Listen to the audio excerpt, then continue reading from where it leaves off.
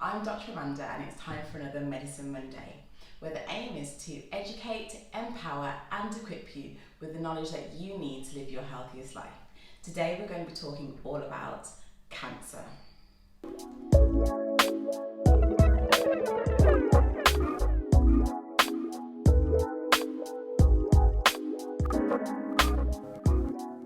So let's talk about cancer. Now, with cancer, there's a lot of fear that goes along with this diagnosis. And it's not surprising because it is a big thing to deal with. Often people refer to cancer as the big C, as if they can't utter its name, like it's Voldemort or something. The fact is, cancer is quite scary. It affects everybody, cancer does. Whether it's happened to yourself, where you found out you have cancer, or you've just had a cancer scare, or you've had a family member or a friend, a loved one, a colleague who's been affected by cancer. It seems to be out there and it seems to be affecting everybody's life. It's no surprise that people are afraid of it because it can be quite devastating. For example, before I started recording this video, I went onto the World Health Organization website just to see some facts and figures about cancer. Now, cancer is the second leading cause of death worldwide.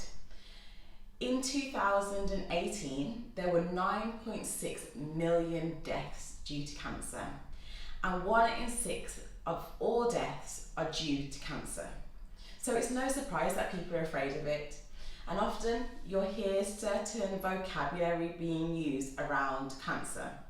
You'll hear that someone's got cancer and people refer to it as they're fighting cancer or they're battling cancer, or if someone is able to be cured from it or goes into remission, people say that, oh, they've won the battle against cancer, or if they unfortunately pass away, they're said to have lost the battle. It really does sound like there's a war going on between us and cancer. And today's video, I wanted to talk about how we can defeat it, how we can beat cancer, and that's what we all want to do.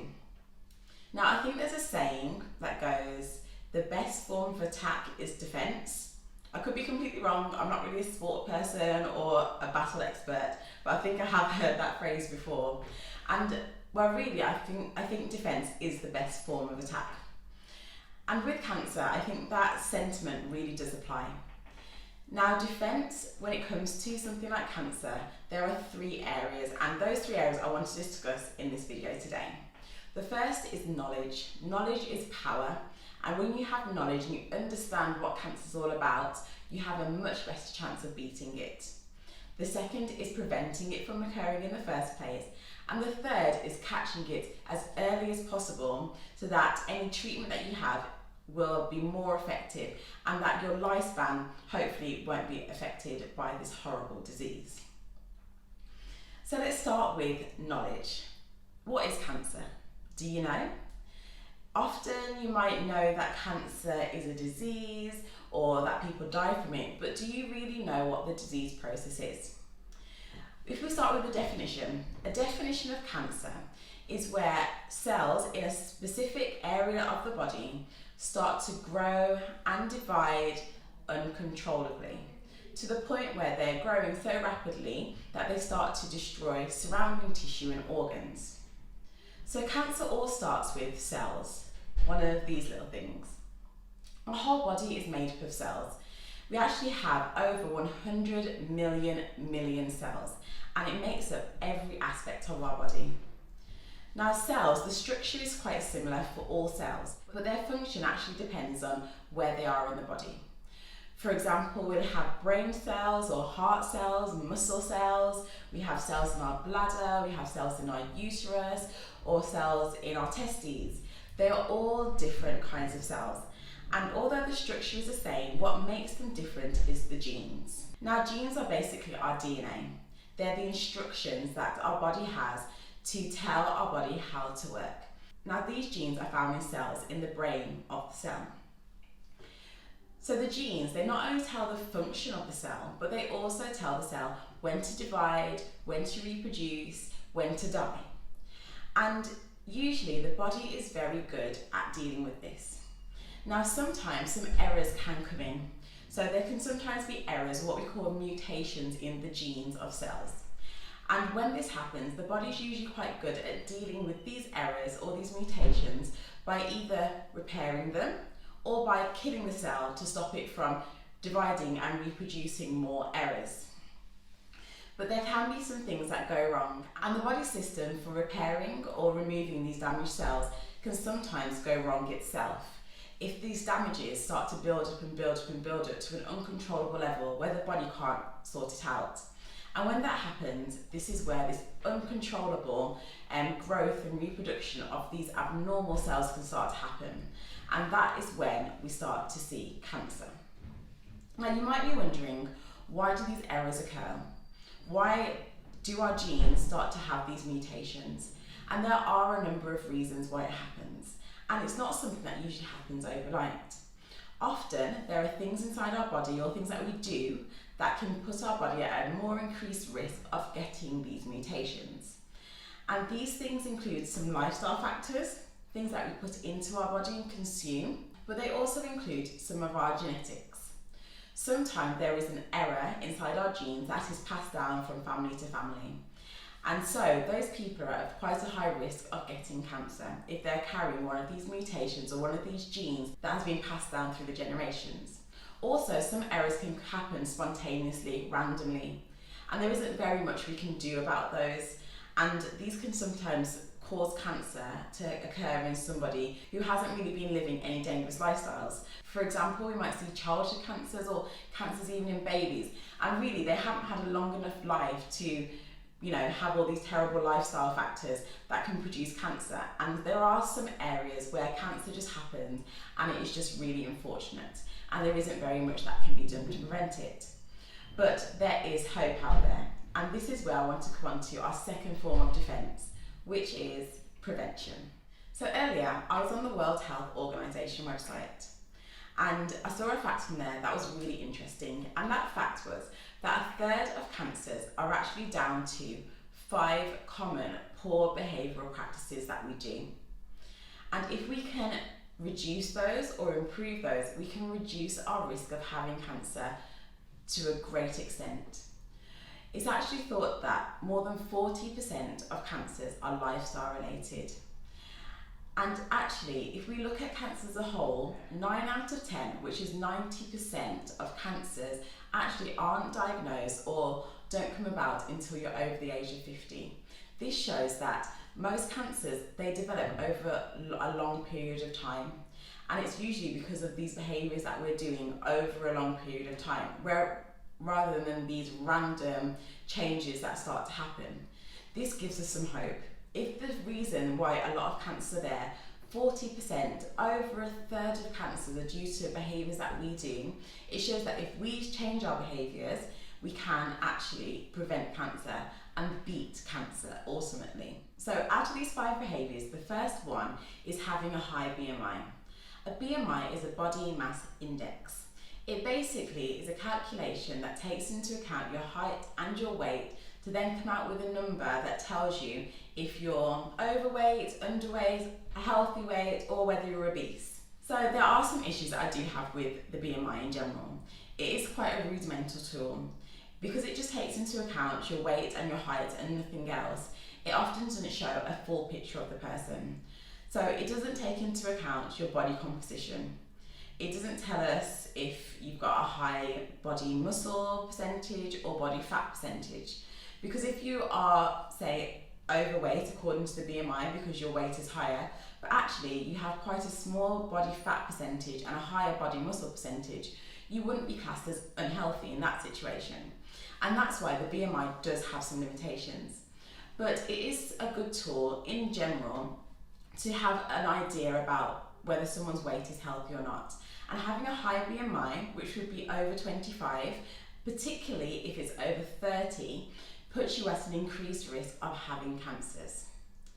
The second thing is having a diet that is lacking in fruit and vegetables. Fruits and vegetables are full of so many wonderful vitamins and minerals that our body needs for our cells to tick over properly. And like we said, cancer all starts from a change inside the cell. As well as the vegetables having these vitamins, minerals and fibre that we need, there is also something called antioxidants, which are found in many types of fruit and vegetables. And actually, antioxidants are cancer-fighting ingredients. And that's why a diet that's lacking in those things will inevitably increase your risk of having cancer. So the third thing is a lack of physical activity. We're in a society now where we spend a lot of time sitting down, lots of desk jobs, like right now I'm sitting at my desk.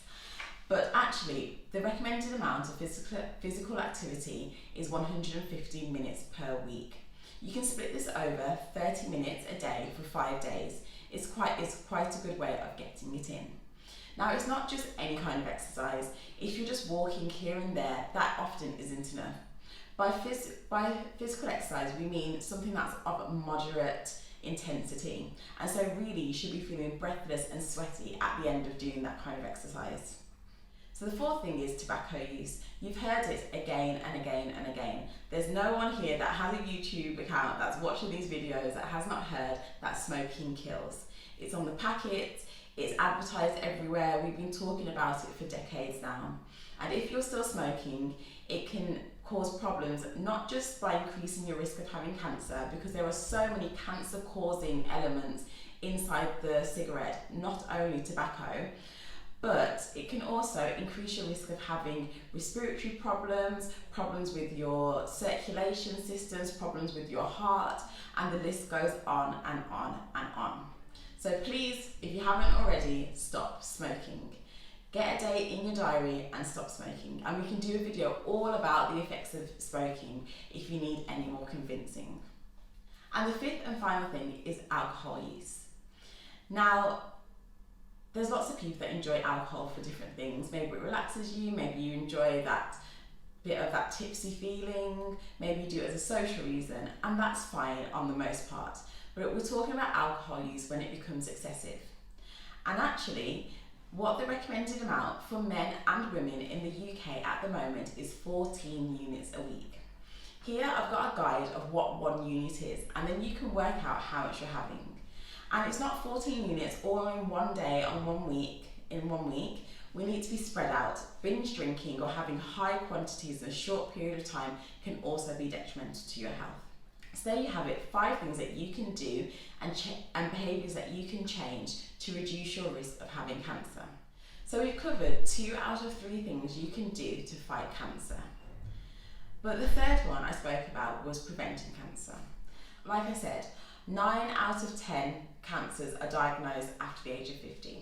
So maybe you're sitting there in your 50s and you spent some time smoking quite a bit or drinking quite a lot of alcohol, you've not been very physically active, or your diet's not been the greatest and you're a bit overweight. You might be thinking, I've done all these bad behaviours, what now? Am I just going to get cancer? What can I do? And the fact is, you can still make those changes now. It doesn't mean that because you've been doing these for all these years, that your body has definitely gone through these mutations. There are lots of people out there who have very poor behaviours, or they've done things in their past that isn't the healthiest, and they don't go on to develop cancer. So there is still hope that you can prevent it. So if you find that you do have cancer, of course there's lots of treatments out there for you to have. The science and the research behind cancer treatment has really evolved over the years, and the prognosis for people with diagnosis of cancer has much improved as time has gone on. However, what we can do is also catch it as early as possible to give us the best fighting chance. And that really takes you taking some time to actually have a look at your body, to consider what symptoms you're having, what changes are happening, and go and see your doctor as soon as possible if you think there is anything to be concerned about. So I can't tell you the number of times where I've had a patient come to me and tell me about a really worrying symptom or sign that they've had for months and months and months. And they've left it and they've put it off, first of all thinking that there was nothing wrong, or telling themselves that, oh, it will get better by itself. And then when it doesn't get better by itself, they start to worry and have that fear around the big cancer diagnosis. And so that stops them from coming in and seeking help again. The best thing to do is not to avoid, not to just say, oh, these things will just get better by themselves, but actually come and see a health professional like myself, and we can get things sorted. And if it is cancer, we can then deal with it, and dealing with it as early as possible is the best course of treatment. Now, here are some of the symptoms that you should not ignore. So there's two words that I want you to keep in mind in terms of this. The first is persistence and the second is change. If you're having a persistent change, this definitely warrants a GP visit. In particular, a persistent change, first of all, to your cough. If you're finding that you have a cough for more than 6 weeks and there's no explanation for it, you've not had a chest infection, or you've been given a course of antibiotics, but still, after 6 weeks, you have this persistent new cough, it is really important you come and see the GP. Next is a change to your bowels or to your bladder habits. So if you find that you're going to the toilet more frequently, or you're constipated, or it's become loose and more diarrhea-like, those are all reasons to come and see the GP. Now, of course, if you've had a bad meal, you've had a bit of food poisoning, and you have some diarrhea for a few days, that isn't the kind of thing I'm talking about. Remember, persistent change. So a change to your bowels that you don't have another explanation for, and it's going on for a prolonged period of time. And really, any change to your bowels should usually rectify within about 2 weeks. And if it hasn't, that's the time to come and see your GP. Next is a persistent change to your swallowing. If you're having the sensation of food sticking, or if there actually is food sticking there and you've got to bring it back up or regurgitate it, that is 100% something that you should come and see your doctor about. Next is a change to your voice.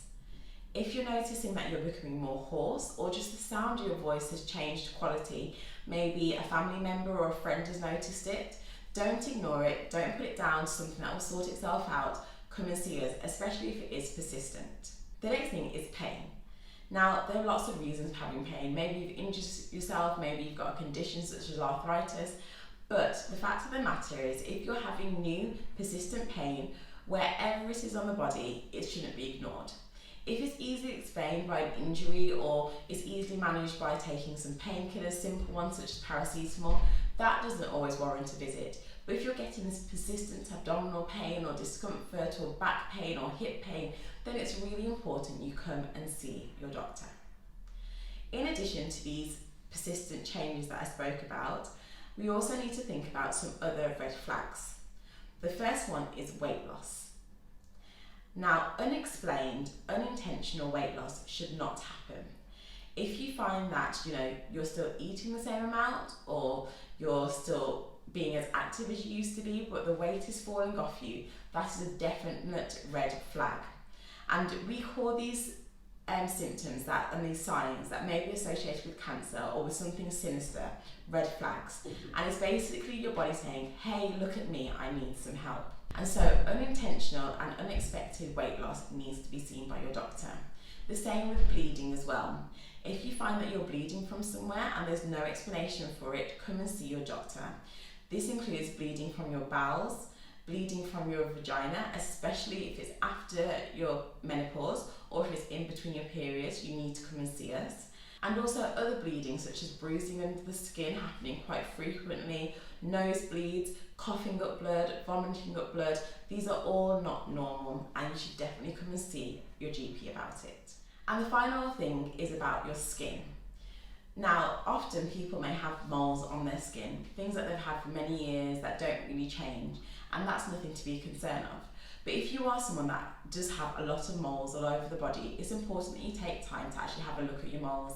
And if you find that they're changing in size, they're becoming irregular, the colour is changing, or the sensation of it is changing, then that is a reason to come and see your GP. Do not ignore a changing mole, or if you're not someone that really has moles and one just suddenly appears, that's another time that you should come and see your doctor. So I hope this video has been helpful to you. We've covered a bit more knowledge about what cancer is, what you can do to prevent cancer, and also how you can catch it early. So the last thing that I wanted to leave you with was some information about the cancer screening programs that are in the UK. We have 3 cancer screening programs, and the aim of this is to screen high-risk people for certain cancers so that it can be either found before it becomes cancer, or so that it can be caught early enough for treatment to be as effective as possible. The first screening program is a cervical cancer screening program, and that is with cervical smears, and I've done a whole video about that separately. And that is for all women between the ages of 25 and 64. The second type is the breast cancer screening programme, which is where women go and get a scan of their breast, and that is between the ages of 50 and 70. And the third screening programme is for bowel cancer, and there are two parts to this. At the age of 55, you'll be offered to go to the hospital to have a camera test. That is a one-off test. The second part to the screening is a home test kit that is sent out between the ages of 60 and 70. You may have received this and not responded to it. I have so many patients that are non-responders and we get given a notification for them, but it's a very simple test. It does involve handling your own poo, but the way in which it can detect cancer early and prevent that from happening, I really urge you to use it. So today we spoke all about cancer. There is a lot more to this, but I hope that it's giving you some information that you feel like you can actually prevent cancer and you'll be able to beat cancer should it come knocking at your door.